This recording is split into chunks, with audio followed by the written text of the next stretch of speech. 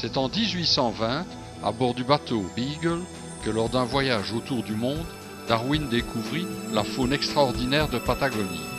Ses observations sur les animaux de cette terre pleine de superlatifs le conduisirent à élaborer sa théorie de l'évolution des espèces.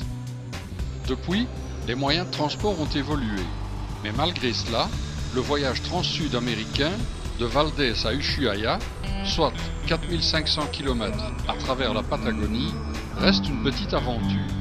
Vu les distances énormes, l'absence quasi totale de routes asphaltées et de population. Les animaux, quant à eux, sont innombrables, à commencer par le plus fréquent, le guanaco. Celui-ci est un camélidé sauvage apparenté au lama. Il est très peu farouche vis-à-vis de l'homme, ce qui est surprenant, car en dehors du puma, très peu fréquent, l'homme est son principal prédateur. C'est dans le magnifique parc national du Pène que nous en avons vu le plus. Là aussi, que se trouvait ce renard argenté, très peu farouche lui aussi. Le continent américain est la terre d'origine des guanacos et des lamas, depuis 1 800 000 ans. Et d'après les scientifiques, il semblerait que leurs ancêtres sont passés en Asie par le détroit de Bering et qu'ils ont donné naissance aux chameaux par mutations génétiques successives. Il est herbivore et sa vitesse de course peut atteindre 60 km/h. En lecteur assidu de Tintin, nous rappelant ses mésaventures avec un lama cracheur, nous nous sommes demandé si les guanacos crachaient aussi lorsqu'ils se sentaient menacés. Eh bien la réponse est non. Le lama, quant à lui, était déjà domestiqué par les Indiens à l'arrivée des Espagnols sur le continent américain. Encore maintenant, il est utilisé comme animal de bât, mais malheureusement, il ne peut pas être monté, car il ne supporte que 20 kg. Un autre hôte de la Patagonie est le Ñandú. C'est une espèce d'autruche très farouche et dont la couleur se fond avec le paysage. On va rouler à peu près de 400 km aujourd'hui pour visiter la colonie d'éléphants de mer. En arrivant près de la colonie des éléphants de mer, notre attention est attirée par d'énormes lapins qui bronzent au soleil. Mais dans le vent et la poussière, nous nous rendons compte que ce ne sont pas des lapins. On dirait des chiens avec des oreilles de lapin, ce sont des maras. Sur la péninsule de Valdés, les éléphants de mer sont en vacances. Soleil et plage dorée assurées.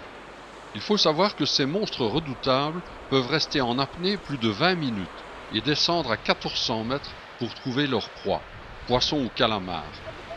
À ce point de vue, ils dépassent même les cétacés. Et quoi de plus agréable que de retrouver son harem de 30 à 50 femelles lorsqu'on revient de la pêche. Mais dans tous les harems, il y a des frictions que le chef de clan doit régler.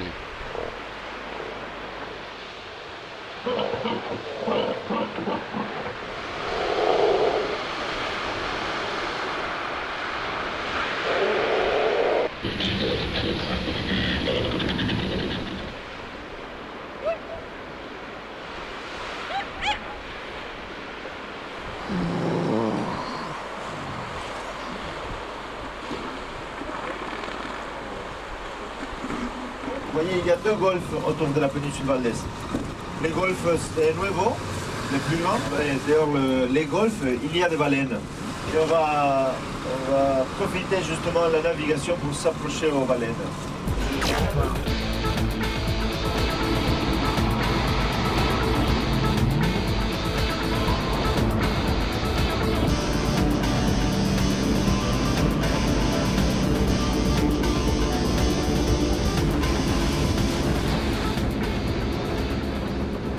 Les baleines, soumises jusqu'aux années 50 à une exploitation intensive pour leur viande et l'huile extraite de leur graisse, ont été au bord de l'extinction.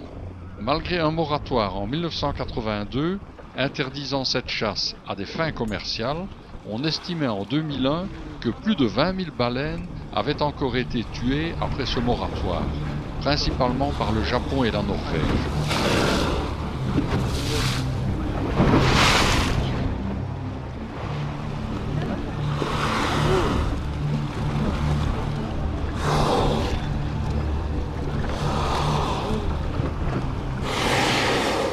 a peine à croire que l'ancêtre de ces énormes baleines, il y a 50 millions d'années, était une sorte de loup qui a préféré retourner vivre dans l'eau pour échapper à ses prédateurs.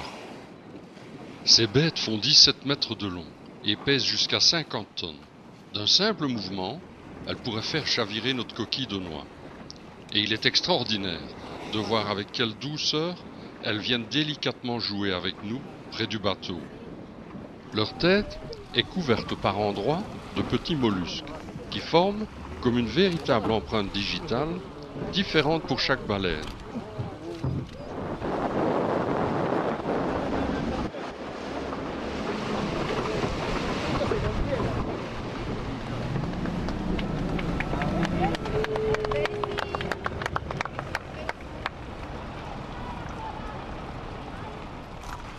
Le site de Punta Tombo, avec 1 million de manchots de Magellan, est la plus grande colonie de reproduction de cette espèce au monde. Les manchots mâles arrivent sur la plage à la fin du mois d'août et reconditionnent le même nid qu'a utilisé la famille année après année. Au début du mois d'octobre, les femelles font une ponte de 2 œufs qu'elles couvrent pendant 40 jours. Pendant cette période, le couple se relaie pour s'alimenter et surveiller le nid. Ces petits animaux sont vraiment des personnages de bande dessinée et il ne leur manque que la parole. Oh les amis, vous venez vous baigner? Par là, par ici. C'est pas par là, hein, les gars. Trompé.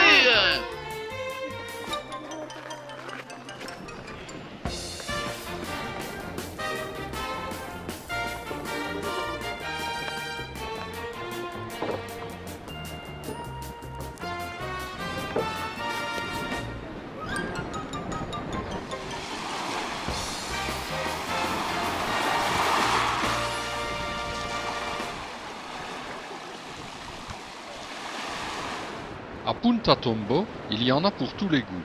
La plage des Caïtes pour surfer sur les grosses vagues,